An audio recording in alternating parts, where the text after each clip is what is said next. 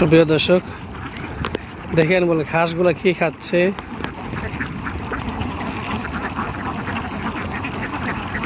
আসছিলাম এক জায়গায় ঘুরতে, এসে দেখলাম নদীর পাড়ে একবারে প্রাকৃতিক উপায়ে ঘাসগুলা পালন করতেছে।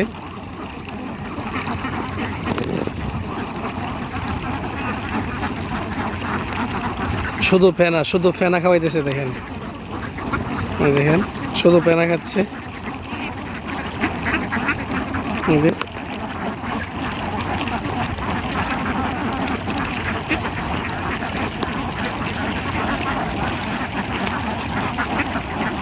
অনেকগুলা হাঁস।